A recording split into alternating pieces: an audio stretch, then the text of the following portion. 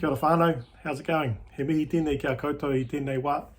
Ka tai mai koutou ki te hōtaka o te kōrero o Monday. Welcome to everyone. We are here today on kōrero or the Word on Monday for this week. Hey, firstly I just want to say hope everyone is having a good holiday season, and in particular that this new year, this is the first Monday of the new year 2023, and just want to pray a blessing upon you, and may the Lord richly bless you and his presence be with you this year. Today we're going to talk about new beginnings, and I'm going to reference John 10:10, the second half of that, and also Psalm 23, and our focus around new beginnings is actually about the presence of the Lord. So join with us. Click the like button, share it around. We're going to be a bit of a media missionaries, and just get the word out there to people that God is desiring to be present with us every day, and that's our prayer for us this year. John chapter 10 verse 10 has a conversation where Jesus has just finished a discourse or a discussion with his disciples and those that are hearing about one of the I am statements, that I am the gate and I am the good shepherd. And then after a discussion around the role of the wolves or thieves or those who have come to kill and destroy, Jesus said, I have come that they may have life and life abundantly. There's a promise there that Jesus makes with his disciples and makes with those who believe in him of abundant life. And abundant life is not the way the world measures it, but rather it's the ability to be able to persevere things and still be at peace. J. Oswald Saunders talks about the idea of peace is not the absence of trouble, but rather the presence of God.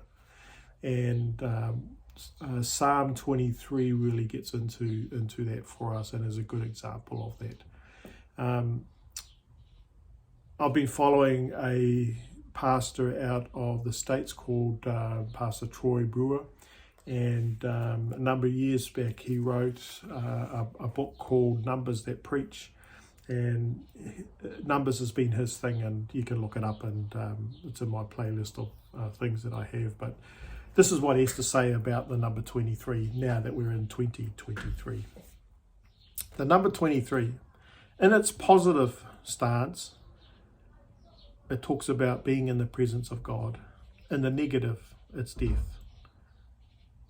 It's a number that is formed from 10 plus 13. In the negative, it is how God brings his perfect order to man's rebellion. Judgment of death through the law. In the positive, it is associated with being in the presence of God. A number of years back, I remember hearing the song, as the deer pants for water, so my soul longs after you. And I was always struck by, why was the deer panting for water? When deers are under stress or being hunted, their heart rate rises, their heart rate gets to a point where they are thirsty. And they're striving for water to cool them down and to sustain them and so forth. And so here we see the song or the psalm where it's talking about, in the midst of trial and tribulation, and in particular for the deer, it's been hunted, there's a prey that's after it, it's longing for this water. Living waters has been a theme for us over 2022. The presence of God in 2023 is what we are thinking about this year. Our goal and mission as a church is to know God and to make him known in our community. The later part can't happen without the former. In other words, for us in this year of new beginnings, it's not enough just to make New Year's resolutions. We have to be resolute in what God is calling us to and his purposes. Psalm 23 says this, the Lord is my shepherd, I shall not be want. He makes me lie down in green pastures.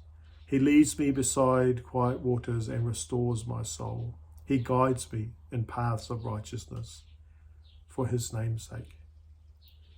Though through the valley of the shadow of death, I will fear no evil. Even though I walk through the valley of the shadow of death, I will fear no evil. For you are with me, your rod and your staff comfort me. And verses 5 and 6 carry on, but I'll talk about those another day. King David is one of 3 kings who would be seen as an example of the golden era of the nation of Israel. King Saul, King David, and King Solomon. And King David is a prototype of Jesus. He was human, he was set aside to be a king, but his process and journey to become king wasn't easy. One of the things that's troubling for me, and I think for faith in the New Zealand context, is the common saying that we have around New Year's, Happy New Year. I hope you have a good year. But actually success and development and growing doesn't come with comfort. It doesn't come with ease. One of the lies of the progressive movement in the world globally is that we become comfortable, we become safe. But safety and comfort do not encourage us to be transformed. They encourage us actually to be mediocre. I talked about the dentist and the experience of going to the dentist. No one likes going to the dentist. No one likes to participate. No one likes to have either, let alone pay the bill or have the dentist cut away the plaque that's on our teeth. But in order to have healthy teeth, you have to have disturbance. You have to have a disruptance to the plaque. And the dentist gets in there and does that. And in some ways, that's what God uses with pain and suffering and trauma that we go through in life.